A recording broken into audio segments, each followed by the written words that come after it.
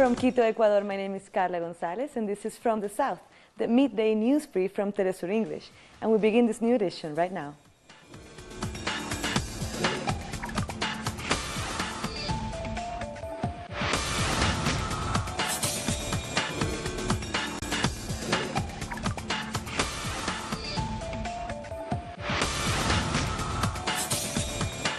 Delegations from the Venezuelan government and the opposition are in the Dominican Republic to restart talks to find a solution to the political and economic conflict in the country.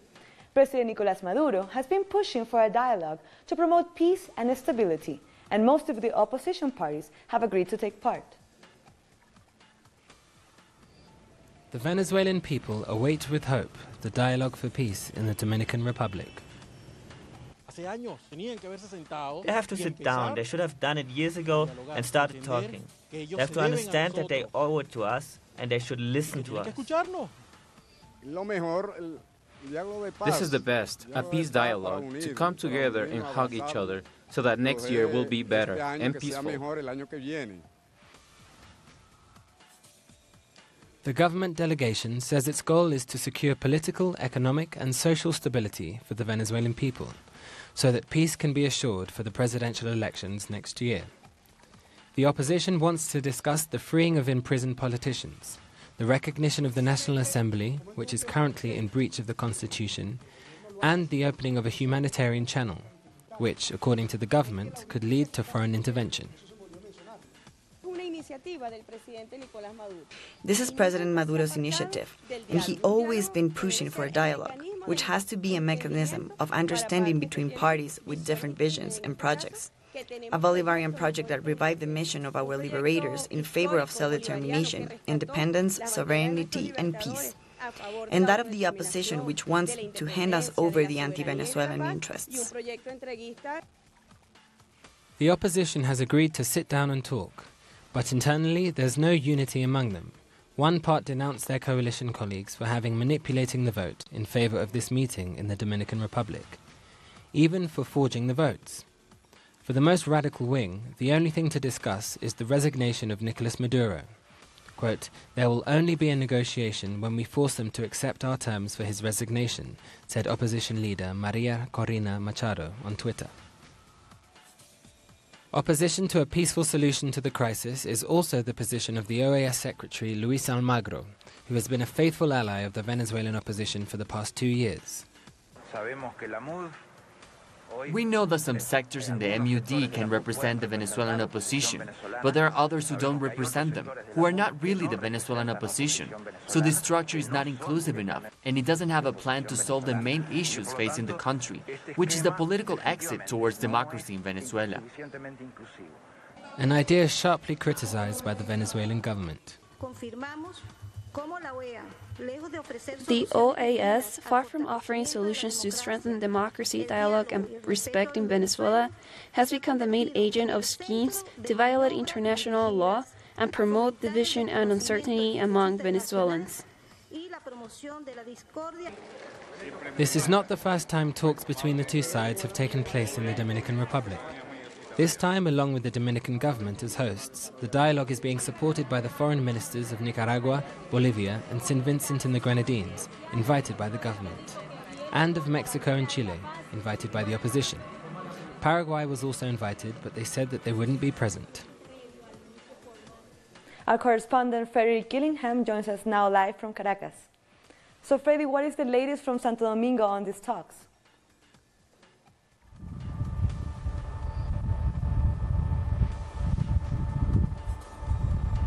So today's long-awaited dialogue between the opposition coalition and the government successfully began in Santo Domingo. Both delegations met at around 10 a.m. this morning. They were joined by the foreign ministers of Bolivia, Nicaragua, Mexico and Chile. These ministers will be mediating the negotiations alongside the President of the Dominican Republic, Danilo Medina. Various issues will be raised both today and tomorrow. In the government camp, the most pressing issue will be, of course, US sanctions. As we know, it's been made to be quite open that the opposition do have direct links to Washington with Donald Trump's administration. So that will obviously be a hot topic. In the opposition camp, among various issues, they will be asking for the release of political prisoners.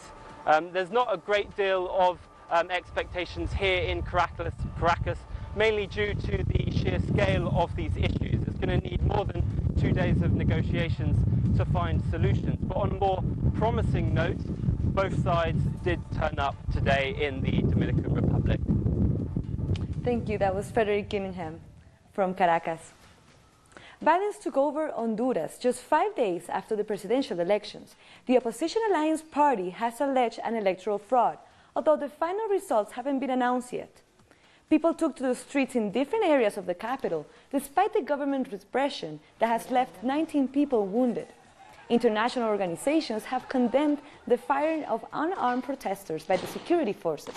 The president of the Supreme Electoral Court, David Matamoros, said that definitive results will be announced once every ballot box is counted. We are committed to announce the results only after the 18,128 ballot boxes are completely counted. Only then we will announce the winner. We will not make any more announcements until the counting is finished.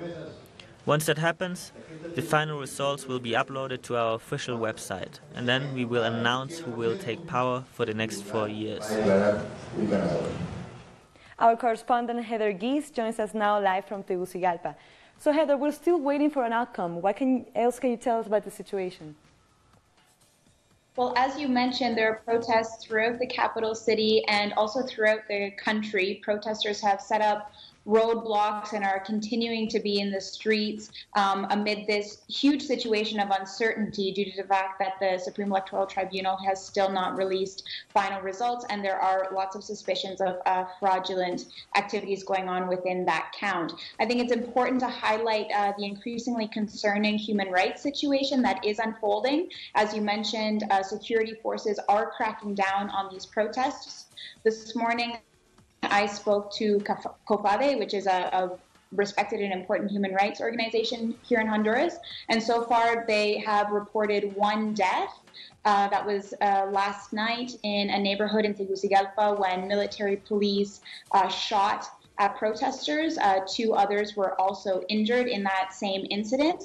COFADE is going to be releasing another report later this afternoon on the human rights situation, so we'll see if that has deteriorated any further. But I think that it is a big concern at this moment as this situation continues to slide into chaos, and there are a lot of concerns about this vote counting process being carried out dishonestly and to the detriment of Honduras' already fragile democracy after the U.S.-backed 2009 coup. So we'll be continuing to watch closely how this human rights situation unfolds. Thank you very much, Heather. That was Heather Geese from Honduras. Saturday is International Day for the Abolition of Slavery. The United Nations says slavery is not merely a historic relic. According to the International Labour Organization, 40.3 million people live in modern slavery, although there's still no legal definition of what modern slavery is, but includes 24.9 million in forced labor and another 15.4 million in forced marriages. 1 in 4 victims of modern slavery are children, and women are the most affected by forced labor, especially in the commercial sex industry. For more on this day, we spoke to Vereen Shepard, a Jamaican academic who is now working with the United Nations Committee on the Elimination of All Forms of Racial Discrimination in Geneva. She's also a vice president of CARICOM's Reparation Commission. We asked her what the most important issues are for this day. I think the first thing I want to raise is that the international community must get together and intensify its condemnation of modern-day slavery. That's the first message.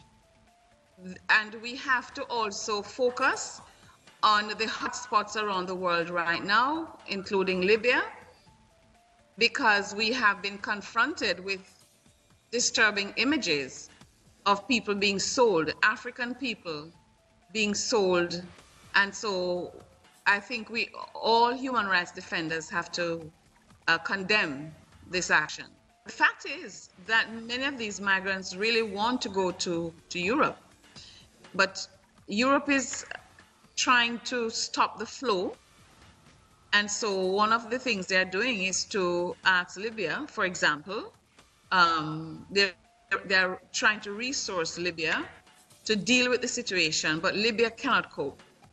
And so I think the EU still has to also take some responsibility for the crisis that's happening. I mean, I know that many countries are doing a lot, but they have to just do more. The other thing I want to say on the International Day is that while we are focusing on modern day slavery, we need to remember the historic Ma'afa, the African Holocaust.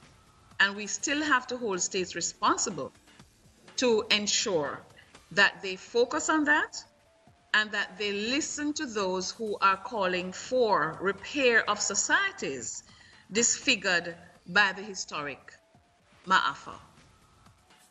So we want to end modern day slavery, but we also don't want to shift all the attention away from historic wrongs.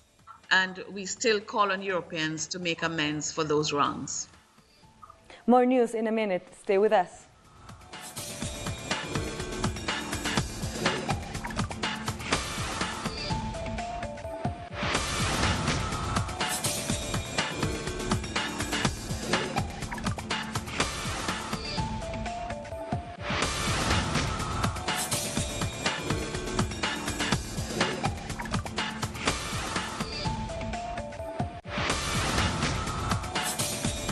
The official majority in Mexico's lower house, led by the Institutional Revolutionary Party, PRI, passed a security law rejected by social organizations. They argue that the government is using this law as a mechanism to legitimize the militarization in Mexico. More details in this report. There were a lot of expectations in the meeting that the government commission was having in the Legislative Palace of San Lazaro, where they voted on a security law. It was promoted by the Institutional Revolutionary Party and has been rejected by the opposition since the beginning. They're doing the opposite of the international recommendations from the UN and the Inter-American Human Rights Commission. About militarization, I mean, they are giving freedom to military forces in the public security sector. Leaders of social organizations joined together to create the Seguridad Sin Guerra, or Security Without War, organization. They waited for representatives to condemn this law approval, arguing that it allows the discretional use of force. This December makes 11 years since President Felipe Calderón decided to deploy the Mexican army to the streets, and for what we've seen, it has deteriorated the country's security. In October 2017, we had the most violent month in the last 20 years. Amid protests, they explained that the law discussed is dangerous because it allows the intervention of federal forces, the army included, against protests if they consider them unpeaceful. It also governs the protocols that regulate the use of force, and it promotes military interference in civil intelligence areas. They never take into account our concerns about unconstitutionality and possible abuses that may happen under this law. President Enrique Peña Nieto pushed in favor of this initiative that regulates the use of armed forces. Between 2006 and 2017, more than 20,000 complaints about the armed forces were presented to the National Commission of Human Rights. We need an appropriate legal framework that regulates the actions of soldiers, pilots, and Marines. A framework that, with absolute transparency, can define the rules and scope of the support that armed forces provide to states and municipalities. The army is accused of using unreasonable force in the Tlatlaya case, where 22 people were executed in 2014, and the Apatzingan massacre in January 2015. The parents of the 43 Ayotzinapa students are still demanding a serious investigation into the possible participation of the military in their children's forced disappearance. A Mexican immigrant was acquitted of murder and manslaughter charges on Thursday in the shooting death of a U.S. citizen in 2015 in San Francisco. The killing of Catherine Steinel by undocumented Mexican immigrant Jose Inés Garcia Zarate became the center of national debate over immigration during the last year's presidential election campaign, fueled by Donald Trump's cry to halt illegal immigration and penalize so-called sanctuary cities, including San Francisco.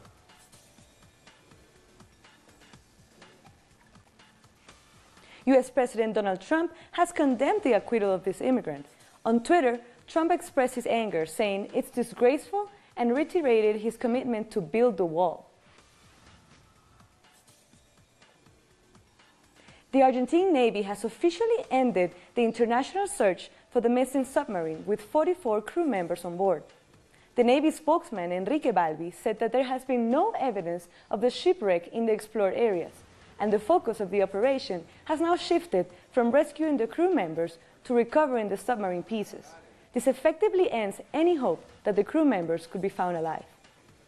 We have extended to more than double the amount of days that determine the possibility of rescuing the crew. In this sense, and having analyzed all the proof received by our units and by different countries and agencies that have participated in this operation, the Defense Ministry and the Argentine Navy declare it is time to move on to the next phase. Argentine police have repressed a protest headed by public health workers in the province of Neuquén. The health workers mobilized against the privatization of public health and are demanding a renegotiation of their contracts. 3 protesters have been injured by rubber bullets and tear gas used by the security forces to suppress their demonstration. In Colombia, the Senate decided not to approve key laws that aim to establish procedures for implementing the peace process. The proposal was to create 16 special justice bodies to evaluate crimes during the armed conflict, including a reparation system, as well as procedures for amnesty and proper sanctions for human rights violations. These were part of the peace agreements signed between the FARC former guerrilla group and the government of Colombia. Colombia's lower house will now examine the reasons why the project was rejected. Meanwhile, the Minister of Interior, Guillermo Rivera, said the senators had failed Colombians and disrespected the victims of the conflict. The negative vote for the special jurisdictions for peace is a shameful act against 8 million victims. It is another hit to the terrorists that for more than 5 decades have been directly affected by the conflict. A year after the death of Fidel Castro, a series of events are taking place in Cuba to remember his legacy and political ideology. The relationship between the Cuban leader and young people and what that means for the continuity of the revolution are at the center of these commemorations. Here in the University of Havana, back in 2005, Fidel warned students that the revolution could only be destroyed by the Cubans themselves. There are plenty of people asking why he shared this important reflection here. I think he found the right surroundings, a place full of young people who could look towards the future and use the opportunity to talk to them, as many professors do, to contribute these ideas that he thought mattered at the time. Fidel saw the youth as a continuity of the revolution, not only in a biological sense, but also because of their political outlook. Some Cuban youth agree that now the challenge is to maintain space of participation for the new generations.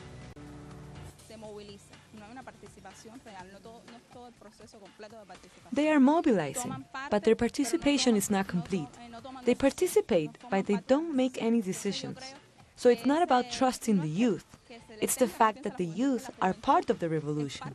They are the revolution. These academics met in the Cultural Center in Havana to talk about Fidel's close relationship with the university students. They say that the Cuban leader often drew on the thinking of the youth to generate more important changes within the revolution.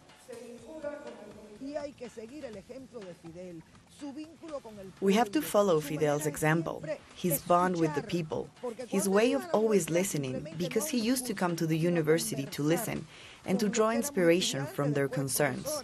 He did that everywhere, drawing inspiration from the people's concerns, and that has to be a principle of revolutionary leadership.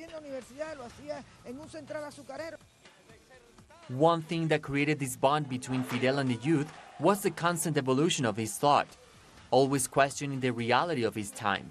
From the days of his guerrilla struggle in the mountains, he trusted them with some of the most difficult tasks. Food shortages in Venezuela as a result of the economic blockade and speculation have become a part of daily life. However, communities are taking actions and building initiatives to deal with the shortages of basic goods.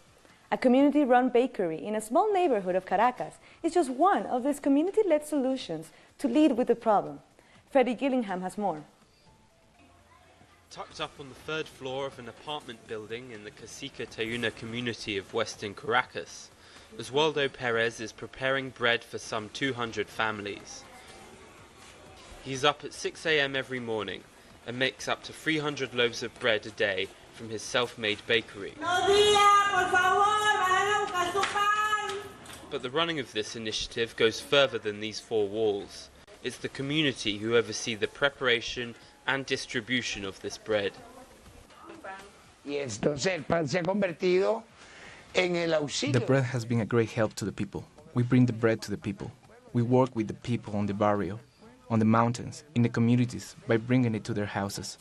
They don't have to do these large lines like in the commercial stores, or fight for it. This community in this Bolivarian housing mission complex have taken on the responsibility of autonomous food production and distribution. Each month the community receive 83 sacks of flour. In the face of food shortages, bread is a necessity that must be managed. The people feel drowned because of the shortage of the food. The blockade doesn't allow food to come. You know that most of the supplies are imported, and we cannot get it because of the blockade. We are eating what we can find. It is hard because of the blockade, which has made food very expensive. As well as dealing with shortages, Perez and his community must also watch out for contraband hoarders, who get hold of basic goods and sell them at a much higher price. Therefore, the community makes sure the procedure of distribution is kept tight. Organisation is key. A huge amount of Venezuela's domestic produce is being smuggled abroad. As a result, communities are taking on initiatives like this one, keeping Perez, his family, and his neighbours fed, just in time for the most important meal of the day, breakfast. We'll be back very soon. Stay with us.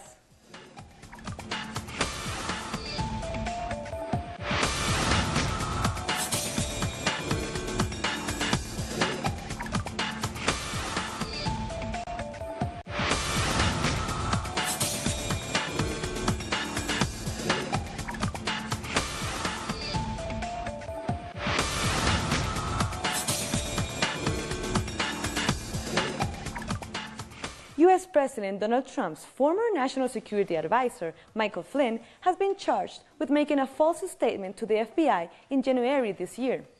The U.S. Special Counsel Robert Mueller has charged Flynn for lying to the FBI regarding conversations with Russia's ambassador, to which Flynn has admitted at the court.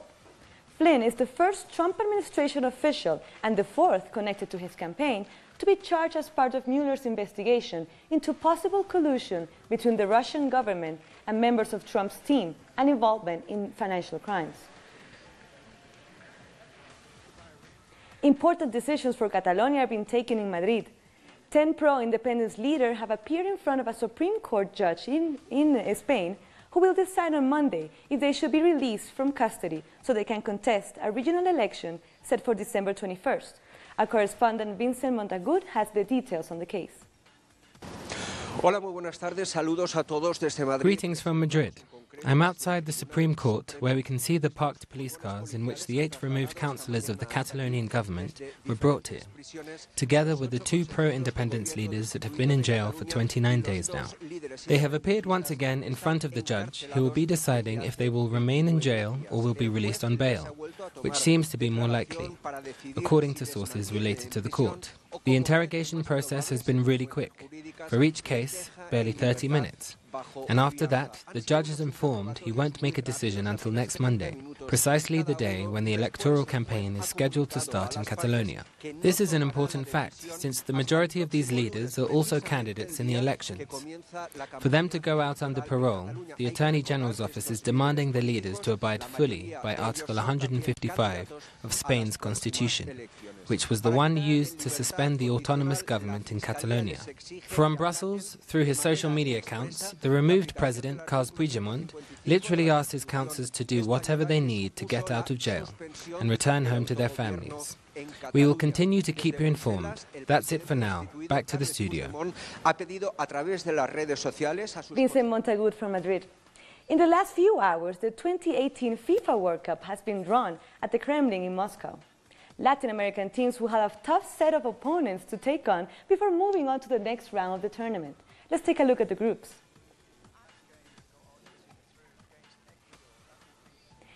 In Group A, Uruguay will face Russia, Saudi Arabia and Egypt. In Group B, Spain will play against Portugal, Morocco and Iran. Yes, we'll see Portugal, Spain, Morocco and Iran. In Group C, Serbia. In Group E, Brazil and Costa Rica will face Switzerland and Serbia. For Group F, Mexico will play against defending champion Germany, Sweden and South Korea. In Group G, Panama makes its first appearance in a World Cup, will face Belgium, Tunisia and England. And in Group H, Colombia will compete against Poland, Senegal and Japan. We've come to the end of this midday news brief. This and many other news, you can find them at our website at telesurtv.net/English. And you can also follow us on social media for Facebook, Twitter and Instagram. For Telesur English, I'm Carla Gonzalez. Thank you for watching.